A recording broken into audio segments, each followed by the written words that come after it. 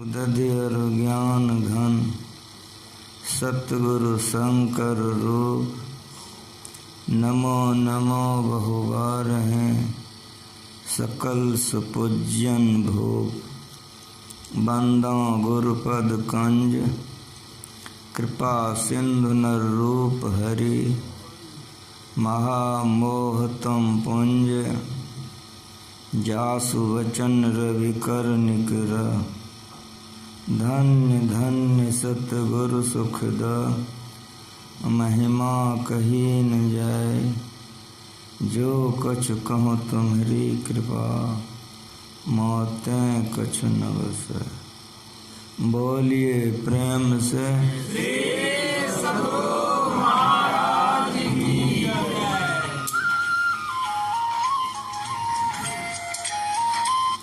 सत्संग में पधारे पवित्र आत्माओं,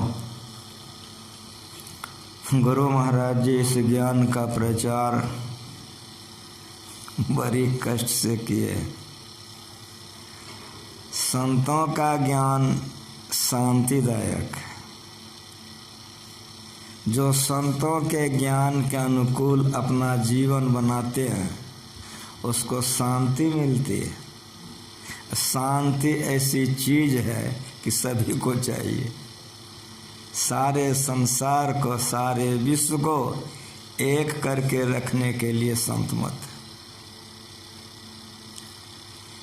सारे संतों ने इस ज्ञान को प्राप्त करके हम लोगों के बीच इसलिए बताया कि हम सब के सब अशांत अशांत, हम तमाम को शांति चाहिए। गुरु महाराज जी नेपाल गए थे। नेपाल के भीतर में हम सारे गुरु महाराज जी के साथ में थे। हमको कोई ज़रूरत पड़ गई तो गुरु महाराज से हम बोलने कि हजूर हमको तो आश्रम जाना पड़ेगा। गुरु महाराज जी ने कहा कि हाँ ठीक है, तुम आश्रम जाना चाहते हो तो जाओ, लेकिन एक काम करो। हम कहें जी हजूर। क्या करें? कहा कि राम लगन को बुखार लग गया है, उसको साथ में ले लो, जाओ। जी सरकार। ये बात की जानकारी अभेदानंद स्वामी को हो गई, तो साथ में अभेदानंद स्वामी भी थे जिन्होंने गुरु महाराज जी की जीवनी लिखी, अभिनंदन ग्रंथ पहला वाला। उन्होंने जाके कहा हजूर केदार जी और रामलगन जी जा रहे हैं, हुजूर की आज्ञा होती तो भागलपुर में हमको भी कुछ काम था, हम भी चले जाते हैं। कहा कि आप भी चले जाइए। जाइए। गुरु महाराज जी का आदेश ले करके वहाँ से हम लोग सब के सब जोगवनी आए। जोगवनी में सब सामान हम गाड़ी पर लाद दिए, रामलगन बा को लेटा दिए। जा कर के हम बाबा से कहें कि बाबा आपको दवाई खिलानी है, तो हम गर्म पानी लेकर आते हैं। गए चाय वाले के यहाँ, गर्म पानी लेके आए, बाबा को दवाई खिला दिए। तो रामलगन बा हमसे कहते हैं केदार। हम कहें जी सरकार। ये जो हेड सूट वाला है, चश्मा वाला सामने में, हम कहें जी ये आदमी बड़ा गर्व है। हम कहा क्या हुआ? क्या तुम जब गया था पानी लाने, हमारा बेडिंग तुम्हारा सामान सब छू छू करके टेपता था, देखता था। ये गड़बड़ आदमी है, ये आदमी ठीक नहीं है, ये आदमी गड़बड़ है। हम कहे कि आप दवाई खा लिए, सो जाइए। ये चश्मा वाले को, हेड सूट वाले को हम देखेंगे की करता है। सो गए। गाड़ी खुल गई। जा रहे थे हम लोग। कुछ दूर गए हमने, अभिदान बाबा से उस सज्जन ने पूछा कि आप लोग कहाँ से आ रहे हैं? कहा कि हम लोग नेपाल से आ रहे हैं। तो आप लोग क्या करते हैं? कहा कि हम लोग ईश्वर भक्ति का प्रचार करते हैं। हमारे गुरु महाराज महर्षि महेश परमहंस जी महाराज हैं, वे अभी नेपाल में ही हैं। हम लोगों को कोई आवश्यक काम पड़ गई है कि लौट गए, तो ईश्वर किसको कहते हैं? तो समझाने लग गए। बीच बीच में बोल देता था। बाबा समझा रहे थे, समझाते समझाते वो अंग्रेजी में कुछ बोल दिया। अंग्रेजी में जो कुछ बोल दिया तो वेदानंद बाबा बड़े गरम मिजाज के महात्मा थे। अंग्रेजी में जब उसको झाड़ना शुरू कर दिया तो गाली गलौज सब दे दिए और कहे कि तुम हमको अंग्रेजी दिखाता है रे, तुम हमको अंग्रेजी दिखाता है, तुम्हारा ऐसा ऐसा हमको पोता है और तुम हमको अंग्रेजी दिखाता है। बातें बड़ी बढ़ गई। राम लगनवा जो आराम कर रहे थे इशारे से बुलाए, इशारे से बुला करके बोले कि काहे तुम बूढ़ा आदमी को तंग करता है, तुम उसको तंग काहे करते हो? तुमको जो पूछना है, जो जानना है, ये मेरे बच्चे के पास बैठो, इससे पूछो, ये बताएगा। बैठ गया। गाड़ी जा रही थी, कुछ देर के बाद वो हमसे यही प्रश्न कर दिया कि ईश्वर किसको कहते हैं? हम तो तुरंत लड़ाए देखे थे। अभिदान बाबा हमसे बड़े वो जमाने के बीए थे, रिटायर्ड हेडमास्टर थे। गुरुमा जी का उन्होंने जीवनी लिखी थी। उनके सामने हमारी जानकारी में कितना फर्क। हम सोचे कि कहाँ क्या, लेकिन वो पूछ दिया तो हमको समझाना जरूरी था। समझाने लग गए हैं। वेद मंत्र से नहीं, वेद मंत्र से नहीं कहिए। रामायण से समझाने लगे तो नहीं, रामायण से नहीं कहिए। गीता समझाने, गीता से नहीं कहिए। उन्होंने कहा कि हम कहे कि आप समझना कैसे चाहते हैं, तो आपके गुरु महाराज जी क्या कहते हैं सो कहिए। तो हम कहें कि हमारे गुरु महाराज जी का आप नहीं समझ सकेंगे। वे तो इस ईश्वर के लिए एक ही शब्द कहते हैं। रामायण में एक चौपाई है या दोहा है, गीता में श्लोक है, वेद में मंत्र है। हमारे गुरु महाराज एक के शब्द बोलते हैं, तो मैं बोलूँगा तो आप नहीं समझ सकेंगे। कहा कि नहीं, आप अपने गुरु महाराज से कहिए। हम कहे ठीक है, हमरे गुरु महाराज से सुनना चाहते थे, हमरे गुरु महाराज से सुनिए। जो परम तत्व, हमारे गुरु महाराज ईश्वर के लिए यही कहते हैं। गाड़ी जा रही है, क्या जो परम तत्व? हमके जो आदि अंत रहे थे। फिर गाड़ी जा रही है, क्या आदि अंत है? हम जो असीम है। उसके बाद हम बोल भी नहीं करते थे। फिर थोड़ी देर के बाद क्या असीम है? हमका जो अजन्मा है। का क्या जन्मा है? हम कह के आप हमसे पूछते रहिएगा, हम एक के शब्द बोलेंगे, आगे बोलबे नहीं करेंगे, आप समझबो नहीं करिएगा। आपका भी समय बर्बाद होगा, मेरा भी। क्या आप समझना चाहते हैं? कहा कि जी। हम कागज़ निकालें, पेन निकालें, दे दिए। हम कहे एक शर्त कीजिए। कहा क्या? हम जब तक बोलेंगे आप कुछ नहीं बोलिएगा। हाँ कहिए तब हम समझाएं। हाँ ठीक है। हम कहे जो प्रश्न उठेगा कागज़ में लिखिएगा, बीच में टोकिएगा नहीं। कहा ठीक है। तब हम समझाना शुरू किए। गुरु महाराज जी अपने लोगों को सिखाए हैं कि स्थूल तत्व सूक्ष्म में स्वाभाविक व्यापक होता है और उसका घेरा उससे बेसी होता है। ये सिद्धांत याद रखिएगा। ये सिद्धांत है। क्या सिद्धांत है? सूक्ष्म वस्तु स्थूल में स्वाभाविक व्यापक होता है और स्थूल से सूक्ष्म का घेरा ज़्यादा होता है। इसको समझाने के लिए इस संसार से समझिए।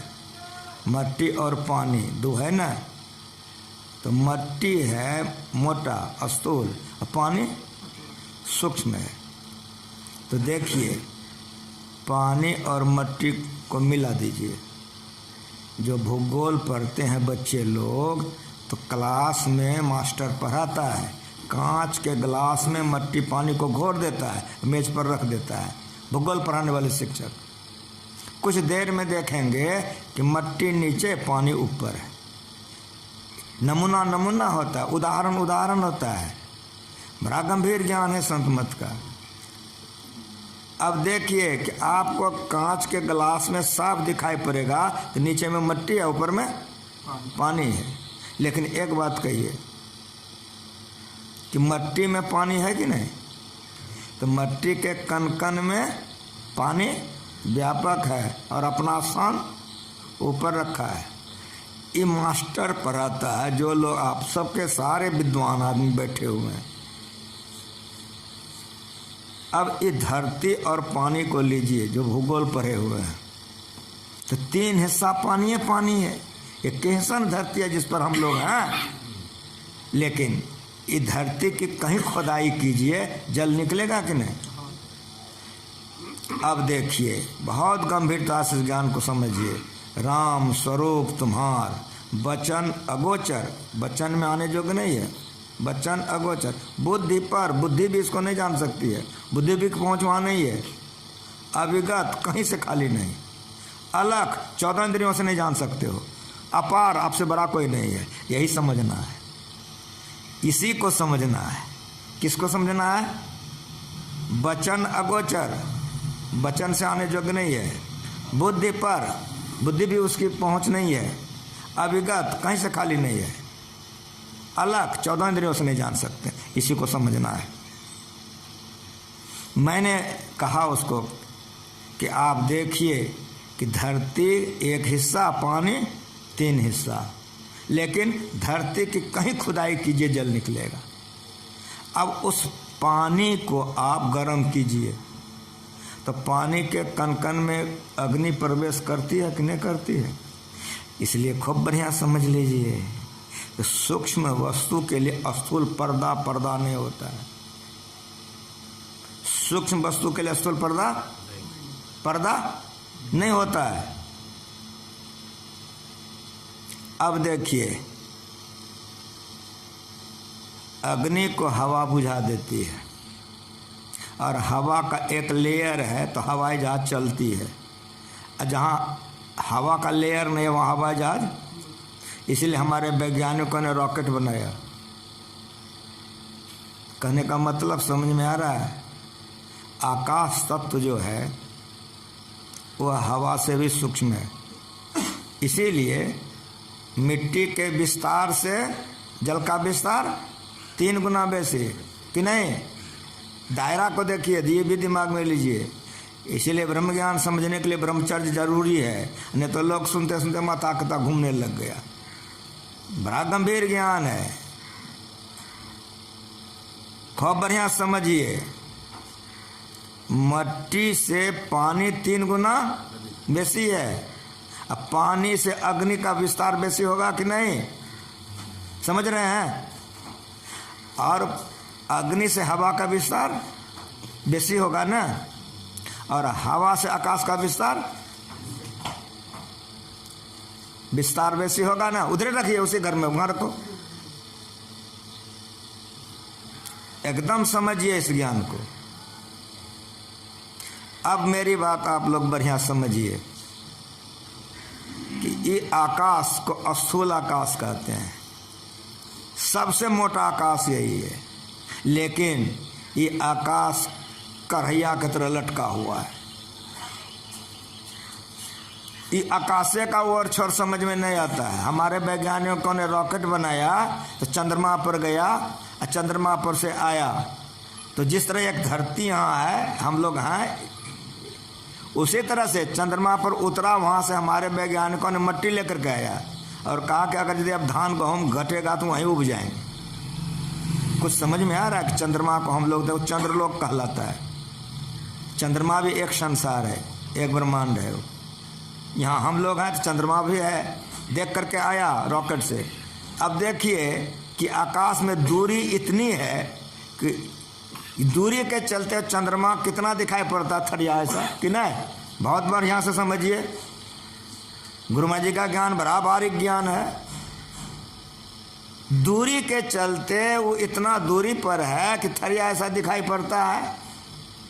जब हमारा वैज्ञानिक उस चंद्रमा पर उतरा, ये धरती को थरिया ऐसा देखा।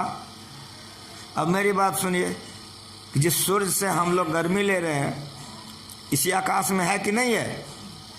15 लाख गुना बड़ा है ये धरती से सूर्य, ये धरती से 15 लाख गुना बड़ा है सूर्य। लेकिन दूरी इतनी है, इतनी दूरी है कि दूरी के चलते थरिया ऐसा देखते हैं हम लोग सूर्य को भी। और सुनिए, जितने तारे वगैरह देख रहे हैं सब एक एक ब्रह्मांड है, लेकिन दूरिये इतना है, दूरिये इतना है कि वो छोटा छोटा दिखाई पड़ता है। कहने का मतलब मेरा भाव क्या है समझ रहे हैं आप लोग? कहने का मतलब मेरा ये है, भाव ये है कि आकाश इतना बड़ा है, इतना बड़ा है कि चंद्रमा सूर्य तारे सब इसी में है। इसी का तो और छोर समझ में नहीं आ रहा है, इसी एक आकाश का और छोर समझ में नहीं आ रहा है। इसी रामायण में अभी आप पढ़बे किए हैं, नव सत कोटि अमित अवकाशा। जरा दिमाग लगाइए, क्या कहा गया पाठ में? क्या सुने आप? नव सत कोटि अमित अवकाशा। ऐसे ऐसे आकाश को, 100 करोड़ आकाश को वो परमात्मा जगह दे सकता है। तैयो परमात्मा में जगह कितना है कोई नहीं बता सकता है। समझ रहे हैं? ऐसे ऐसे आकाश को, 100 करोड़ आकाश को जगह दे सकता है, तो कितना बड़ा है। और सुनिए, आकाश के संबंध में आप समझ गए कि आकाशे का और छोर समझ में नहीं आ रहा है कि नहीं? अब मैं आप लोगों से पूछता हूं, ध्यानाभ्यास का अवसर है, मोटा मोटा बात कम सुनिए, सब चुनौते सब बैठे हुए हैं। ये ज्ञान को बराबर यहाँ समझिए। हमारा आपका मन है और ये आकाश है। आपका हमारा मन है और आकाश है। आकाश महीन है कि मन महीन है? मन महीन है। आप लोग अपने अपने घर से ध्यानाभ्यास के शिविर में आए हुए हैं। जैसे मैंने आप लोगों का घर कहा, आप लोग घर गए, घर से आए। जो लोग अमेरिका गए हैं तो हम जैसे अमेरिका बोलेंगे अमेरिका से जाएगा आएगा। कहने का मतलब मेरा यह है कि जो आप देखे हुए हैं उसको दूरी चाहे हजारों कोस लाखों कोस, वो मिनट में भी उसको नहीं बोलते मन देख लेता है, मन तुरंत देख लेता है। क्यों? इस आकाश में मन गया मन आया कि नहीं? मन या आकाश में चल सकता है, लेकिन आपके मन में आकाश घुसेगा। कहने का मतलब हमारा क्या है? कहने का मतलब हमारा है कि आकाशे का ओर छोड़ने लगता है। आकाश के विस्तार से मन का विस्तार छोटा होगा कि बड़ा होगा? खाली हम विस्तार समझा रहे हैं। और एक बात सुनिए कि जब मन का विस्तार आकाश से बड़ा होगा तो आकाश को आप पकड़ सकते हैं। हवा का तो बोध होता है, मट्टी का भी बोध होता है, पानी का भी बोध होता है। मेरी बात बढ़िया समझिए। मट्टी से सूक्ष्म हो गया पानी, पानी से हवा, आकाश, गर्मी, गर्मी का भी बोध हो जाता है, हवा का भी बोध हो जाता है। लेकिन अब आगे चलिए, आकाश का बोध नहीं होता है। न उसको पकड़ सकते हैं, न छू सकते हैं, लेकिन समझते तो हैं कि आकाश है। जब आकाशे को आप नहीं छू सकते, नहीं समझ सकते हैं, इसका विस्तार का टेर नहीं लग रहा, तो मन का जो विस्तार होगा इससे बेसी होगा कि नहीं होगा?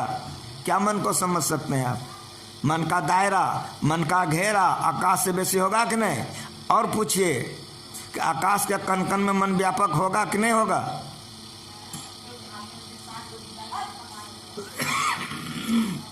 स्थूल सूक्ष्म के लिए पर्दा नहीं होता है। कितना चीज है आपका घर, मन गया मन आ गया। तो जब मन गया आ गया तो अभी मन जो कहा जा रहा है मन मनन नहीं कर सकता है। अभी क्या आप सुन रहे हैं? यहाँ स्वरूप की चर्चा हो रही है, रूप की नहीं। इसलिए स्वरूप को समझिए खूब बढ़िया से। मन का मंडल आप लोगों के मन में आ गया ना कि आकाश के मंडल से बेसी होगा। और एक बात सुनिए, मन पर बुद्धि शासन करती है। अगर मन पर बुद्धि शासन नहीं करे तो रास्ते पर हम लोगों को लात जूता तुरंत लग जाएगा। संतों का ज्ञान प्रमाण के साथ है, खाली मोटी मोटी बात नहीं, महीन बात को गंभीरता से समझिए, खूब गंभीरता समझिए। मन पर बुद्धि शासन करती है कि नहीं करती है? अब आप बताइए कि मन से बुद्धि सूक्ष्म होगी कि नहीं होगी? और एक बात बताइए, बुद्धि का दायरा घेरा मन में आ सकेगा? लेकिन समझना है, समझना है, बुद्धि का जो दायरा होगा, बुद्धि का जो विस्तार होगा, वो मन से बेसी होगा कि नहीं होगा? अब सुनिए, ये जितनी सुनाए हम और सुना सकते हैं, लेकिन सुनिए, ये सब के सब जड़ है। ये सब के सब ये जड़ है। मन भी जड़ है, बुद्धि भी जड़ है, आकाश भी जड़ है, हवा भी जड़ है, पानी भी जड़ है। ये जितना मैं सुना दिया, ये सब का सब जड़ है। इसको अपनी शक्ति सत्ता नहीं है। अब ये भाषित किस पर है, संचालित किस पर है, ये हमको समझना है। जिस तरह से आपके शरीर में एक चेतन शक्ति है जिससे कि आप जीवित हैं कि नहीं? अगर चेतन निकल जाए तो हम लोग जिंदा रहेंगे? नहीं रहेंगे। समझ रहे हैं कि नहीं? उसी तरह से मन में चेतन है, जो मन काम कर रहा है। अगर मन से चेतन निकल जाए तो मन मर जाएगा, मन काम नहीं कर सकेगा। और सुनिए हमारी बात, बुद्धि में चेतन है। अगर बुद्धि में चेतन नहीं रहे तो बुद्धि मर जाएगी, बुद्धि काम नहीं कर सकेगी, बुद्धि काम नहीं कर सकेगी। ये चेतन क्या है? और आप हमारी बात समझिए कि चेतन का जो विस्तार होगा, फैलाव होगा, इस चेतन का फैलाव बुद्धि से बड़ा होगा कि नहीं होगा? अविगत, अलख, अपार शब्द है। एक एक शब्द को समझना है। यही सत्संग है। यहाँ का कहानी, वहाँ का किस्सा, मूल बात नहीं समझ सकें तो पाठ क्या समझें?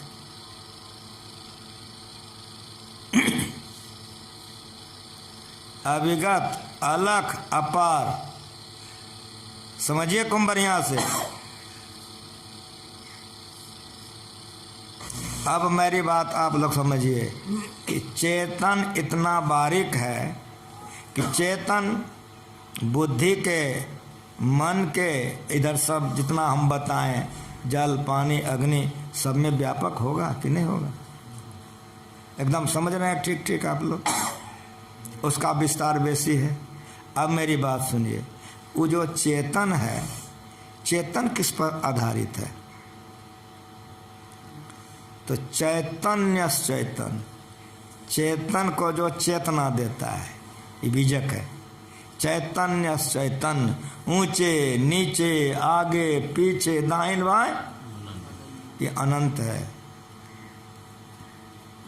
वहाँ भी कहा जा रहा है, वचन अगोचर, बुद्धि पर अविगत, अलख, अपार। अपार का अर्थ होता है जिससे बड़ा कोई नहीं हो, जिससे बड़ा। तो ये कह रहे हैं चैतन्य चेतन, चेतन को भी चेतना देने वाला जो है, वो चेतन से बड़ा होगा कि नहीं होगा? और मेरी बात सुनिए कि चेतन के कण कण में, मन बुद्धि के कण कण में व्यापक होगा कि नहीं होगा? होगा ना। इसीलिए परमात्मा कैसा है, राम का स्वरूप कैसा है, अविगत, स्थूल के कण कण में, सूक्ष्म के कण कण में, कारण के कण कण में, महाकारण के कण कण में, और चेतन के भी कण कण में वे व्यापक हैं। इसलिए परमात्मा सबसे बड़ा ते बड़ा। पढ़िए बीजक, या आप सत्संग जोग पढ़िए, बड़ा ते बड़ा, उससे बड़ा कोई नहीं है। इसीलिए उसको संतों ने अनंत कहा। क्या कहा?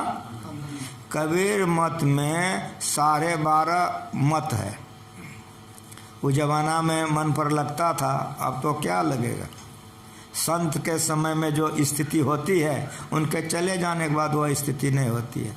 गुरु महाराज जी के साथ में थे तो अखरता था, मौका मिला, हम बनारस गए, किताब पढ़े तो समझ में आया।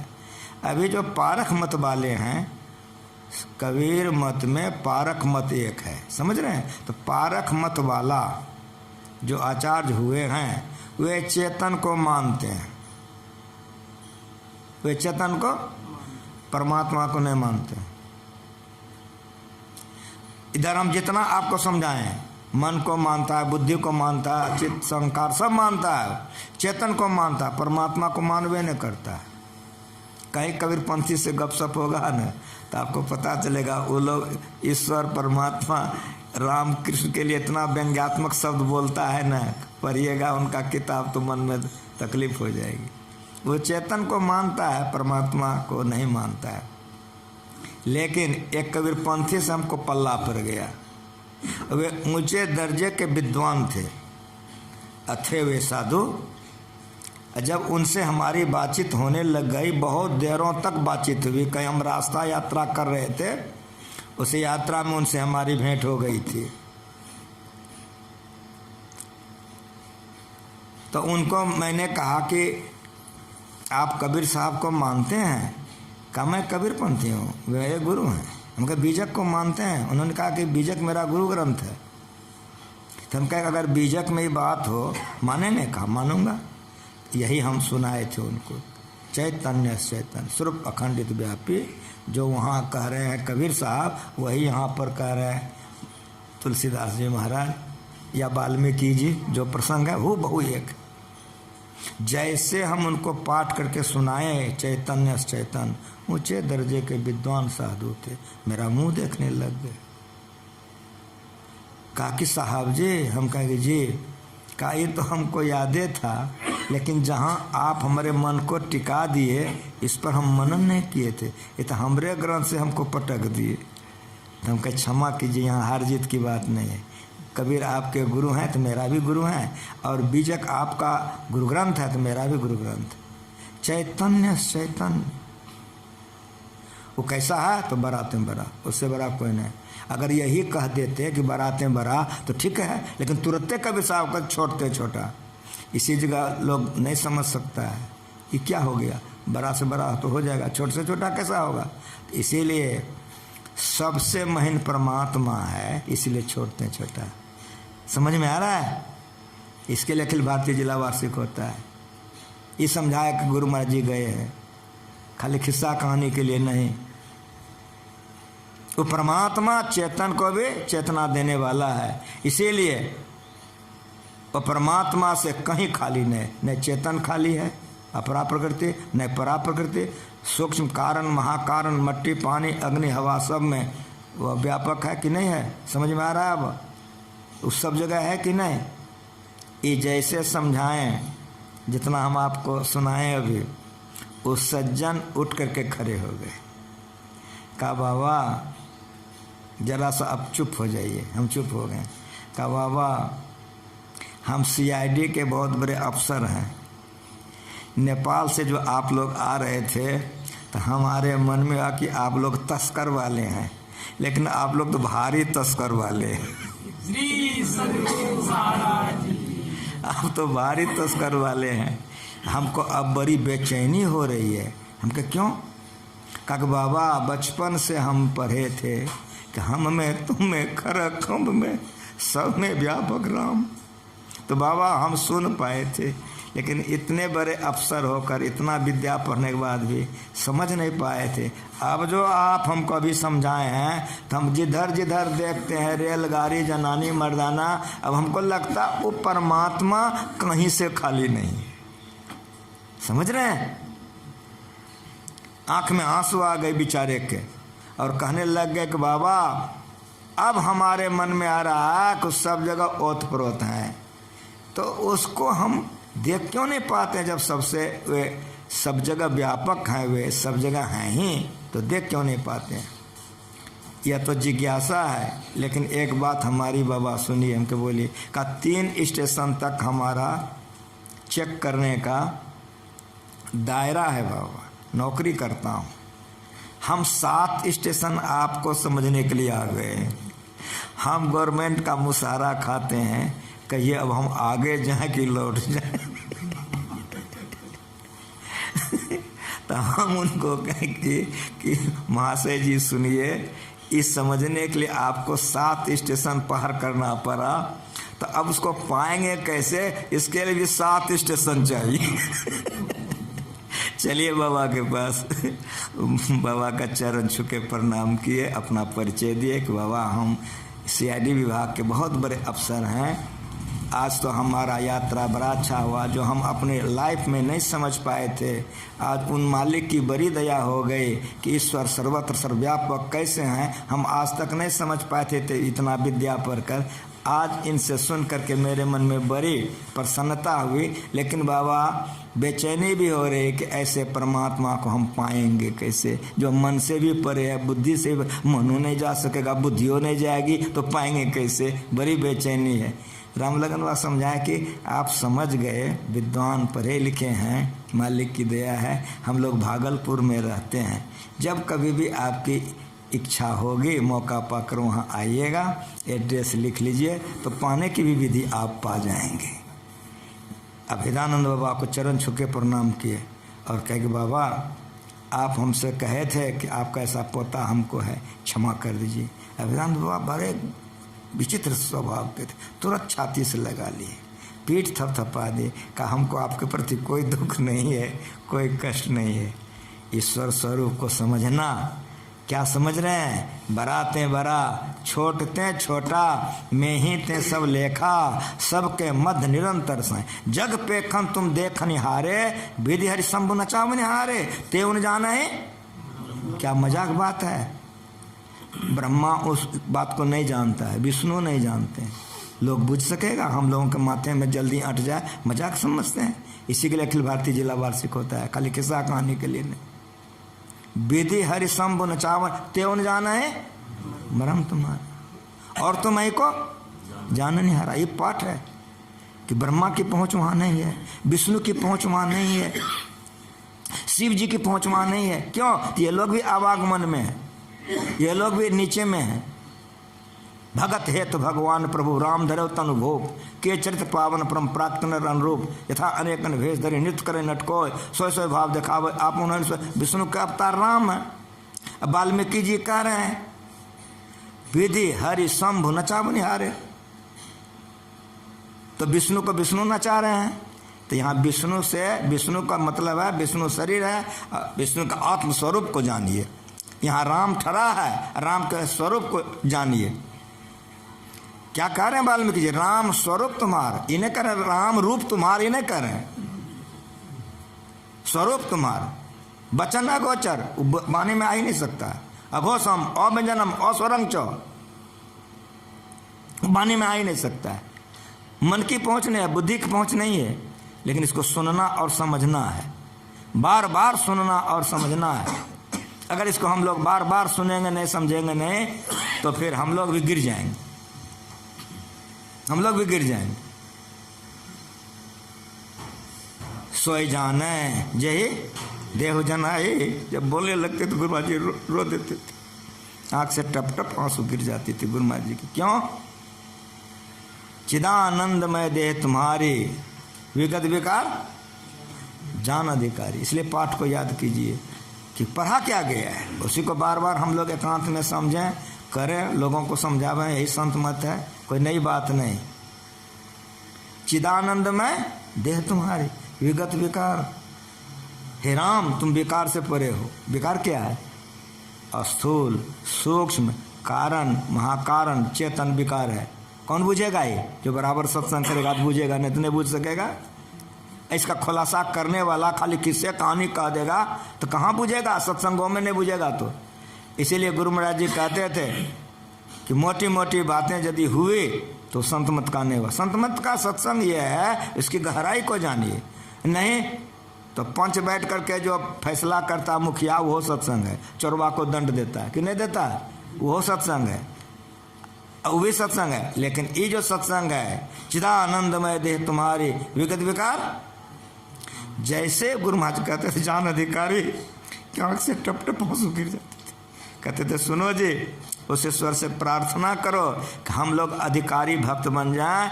वाल्मीकि जी अधिकारी भक्त थे, हम लोग अभी अधिकारी भक्त नहीं हुए हैं। जिस दिन अधिकारी भक्त हो जाएंगे हम भी उस स्वरूप को जान जाएंगे। श्री सद्गुरु महाराज। इसीलिए गुरु महाराज जी के आंख से टप टप आंसू गिर जाती थी कि जान अधिकारी, जो अधिकारी भक्त हैं वही जानते हैं। क्यों? तो वाल्मीकि जी अधिकारी हैं, राम को नहीं देख रहा है, तब क्या देख रहा है? राम के स्वरूप को देख रहा है।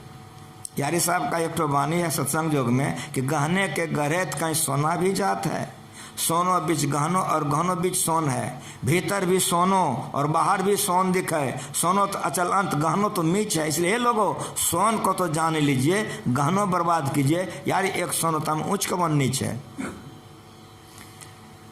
एक सोना का ढेला से हजारों हजार गहना बना तो नाम ढेरी होगा ना, रूप ढेरी होगा कि नहीं? लेकिन एक बात बताइए, तो सब नाम सब रूप किसका है? समझ में आ रहा है? अगर सोना उड़ा दीजिए तो कुछ बचबो करेगा। उसी तरह जो सगुण है वो निर्गुण पर आश्रित है, जो निर्गुण है वो निराकार से आश्रित है, परमात्मा पर आश्रित है। पहले परमात्मा, तब निर्गुण, तब सगुण। पहले परमात्मा, तब सत, तब असत। इन तमाम बातों को धीरे धीरे समझना, इस सत्संग में समझाया जाता है। इसी के लिए सत्संग होता है। चिदानंदमय देह तुम्हारे विगत विकार, वाल्मीकि जी कह रहे हैं नाथ तुम तमाम विकार से परे हो। विगत विकार जान अधिकारी। उस सोना को देख रहा है, गहना को नहीं देख रहा है। सोना को देख रहा है, गहना को नहीं देख रहा है। सोना बेचने के लिए जाइए, कसौटी पर कसेगा, कहेगा इसमें तो 2 आना खाद है, 14 आना सोना है, खाद का पैसा नहीं देगा। समझ में आ रहा है? परमात्म तत्व, चेतन और जड़ प्रकृति, यह सृष्टि चल रही है। जड़ अगर नहीं मिलेगा, खाली चेतन रहेगा तो कुछ बनबे नहीं करेगा। गुण नहीं रहेगा तो सगुण होबे नहीं करेगा, तो राम का शरीर कैसे बनेगा? इसलिए राम का जो शरीर है वो गहना है, वो रचा गया है कहाँ? कौशल्या के पेट में। इसीलिए भगत है तो भगवान प्रभु राम धरो तनुभुव। तो शरीर और शरीर धारण करने वाला दो होगा कि नहीं होगा? तो शरीर को वे नहीं देख रहे हैं, शरीर धारण करने वाले को देख रहे हैं। ये आँख को कौन आँख कहते हैं? इसको आत्मदृष्टि कहते हैं। इसको क्या कहते हैं? आत्मदृष्टि। उससे मोटी है आत्मदृष्टि से दिव्य दृष्टि, उससे भी मोटी है। ये जो हम लोग आप लोग देख रहे हैं, इसको कहते हैं चर्म दृष्टि। चर्म दृष्टि से सूक्ष्म है स्वप्न दृष्टि, स्वप्न दृष्टि से सूक्ष्म है मानस दृष्टि। ये 3 दृष्टि तो हम लोग हरदम जानते हैं। अभी हम आपको देख रहे हैं, एक दृष्टि सपना में देखते हैं, 2 दृष्टि मन से देखते हैं, 3 दृष्टि। तीनों दृष्टि को जो अतिक्रमण करते हैं, 4थी दृष्टि होती है, वही है बिंदु ध्यान। लोचन चातक जिन कर रखे, बिंदु ध्यान करने से दिव्य दृष्टि हो जाती है और दिव्यनाथ की सुनाई पड़ती है। ये जो आवरण है यही खाद है। जैसे सोना में खाद मिला के गहना बनता है, कहेगा क्यों? खाली सोना का बनाएगा लचर पचर करेगा, वो बनवे नहीं करेगा। इसीलिए सोनार को खाद मिलाना पड़ता है, तो कड़ा होता है, तब गहना बनेगा। समझ में आ रहा है? उसी तरह से चेतन और जड़ मिल करके सृष्टि होती है। इसीलिए चिदानंदमय देह तुम्हारे, इधर खाद नहीं है, चिदानंदमय देह तुम्हारी विगत विकार जान अधिकारी। ये जो तत्व है, ये जड़ तत्व से ऊपर तत्व है चेतन, और चेतन को भी चेतना देने वाला परमात्मा तत्व है। इसीलिए परमात्मा कहिए आत्मा कहिए एक के शब्द है। जो सूक्ष्म वस्तु होता है, जैसे शीशे का उदाहरण दिया गया, तो अब आप लोग अच्छा से समझ सकते हैं कि शीशा कौन चीज करेगा उसका। ये घर में आप आते जाते हैं कि नहीं, हाथी आएगा ना, हाँ कहिए ना, हाँ सब बात में हाँ, हाथी आ जाएगा घर में, गेट में घुस जाएगा तो फिर हाँ कहाँ कहते, ससुराल में थे अभी आप। एक गेट में हाथी घुसेगा, क्यों नहीं घुसेगा, हाथी बड़ा है और गेट आप आते जाते हैं ना, टट्टी लगा दें आ जाइएगा ना, नहीं आइएगा। मक्खी कुछ समझ में आ रहा है कि नहीं, मक्खी आगे जाएगी ना, लेकिन उस पर हम एक तो कपड़ा टांग दें तो मक्खी आएगी नहीं ना, टॉर्च मारेंगे तो कुछ समझ में आ रहा है। किसी भी एक विषय को एक बार बढ़िया से समझिए, टॉर्च मारेंगे तो ऊपर चला जाएगा। शीशे में टॉर्च मारेंगे ऊपर जाता है कि नहीं जाता है। जब प्रकाश ऊपर चला गया तो प्रकाश अग्नि है कि नहीं है, और प्रकाश से महीन कितना कितना समझा दिए कि नहीं। तो आत्मा को कैसे रोक सकेगा वो, उसके लिए करेक्ट तरेक कुछ नहीं होगा।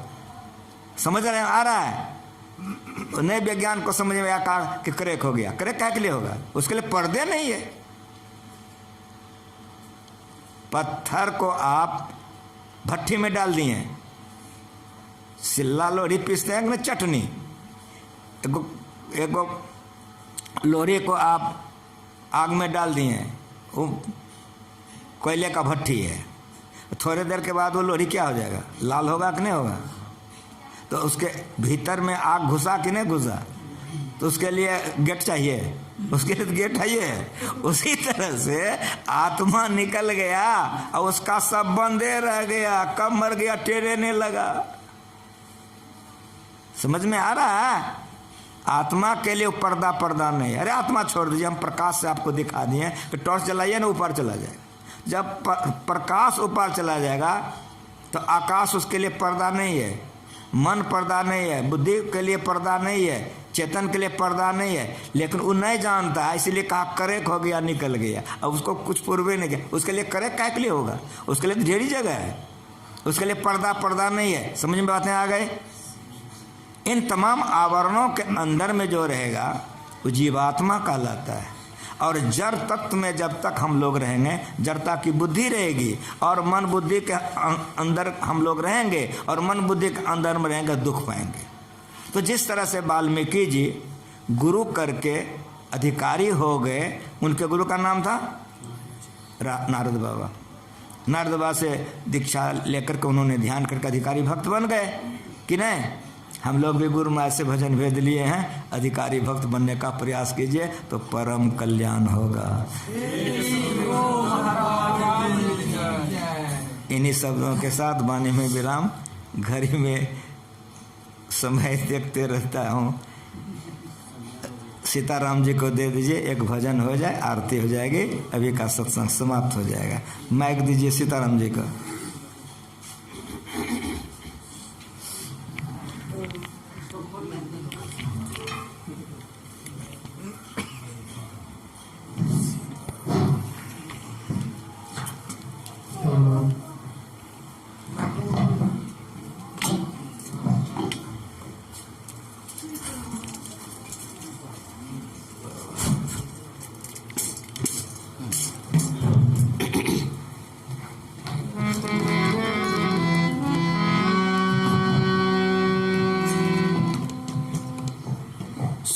सद्गुरु महाराज की जय। संत कबीर साहब की वाणी। कहो उस देश के बतिया जहाँ नहीं होत दिन रतिया। कहो उस देश के बतिया जहाँ नहीं होत दिन रतिया। नहीं रवि चंद और तारा, नहीं उजियार अंधियारा। नहीं रवि चंद और तारा, नहीं उजियार अंधियारा।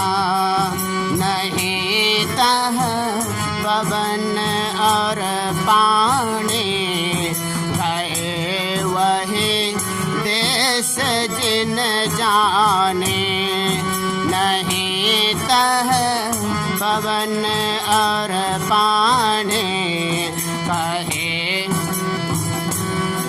गए वही देश जिन जाने, कहो उस देश की बतिया, जहाँ नहीं होत दिन रतिया,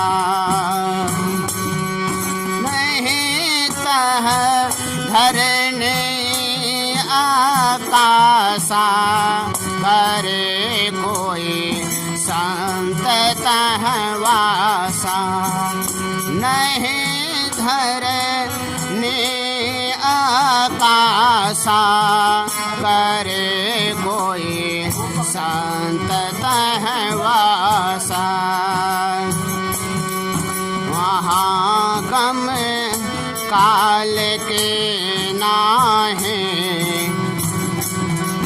वहाँ गम काल के नाहे, तहाँ नहीं धूप और छाहे, कहो उस देश के बतिया, जहाँ नहीं होत दिन रतिया, कहो उस देश के बतिया, जहाँ नहीं होत दिन रतिया।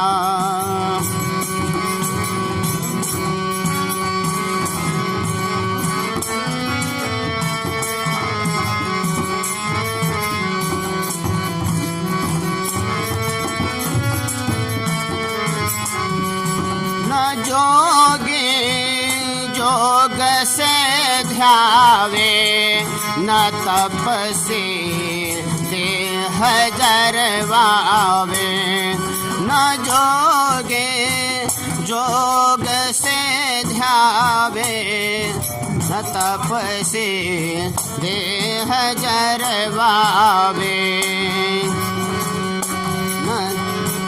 न जोगे जोग से ध्यावे, न तपसी देह जरवावे, सहज में ध्यान से पावे, सूरत का खेल जही आवे, सहज में ध्यान से पावे, सूरत का खेल जही आवे, कहो उस देश की बतिया, जहाँ नहीं होत दिन रतिया, स्वहंग में नाद नहीं भाए, न बाजे शंख सहनाए, स्वहंग में नाद नहीं भाए, न बाजे शंख सहनाए, निरक्षरे जाप तह जापे, उठत धुन सुन से आपे, निरक्षरे जाप तह जापे, उठत धुन सुन से आपे, कहो उस देश के बतिया, जहाँ नहीं होत दिन रतिया, मंदिर में दीप बहुबारे, नयन बिनु भय अंधियारे, मंदिर में दीप बहुबारे, नयन बिनु भय अंधियारे, कबीरा देश है न्यारा, रखे कोई राम का प्यारा, कबीरा देश है न्यारा, लखे कोई राम का प्यारा। कहो उस देश के बतिया, जहाँ नहीं होत दिन रतिया। कहो उस देश के बतिया, जहाँ नहीं होत दिन रतिया। जहाँ नहीं होत दिन रतिया, जहाँ नहीं होत दिन रतिया। श्री सद्गुरु महाराज की जय।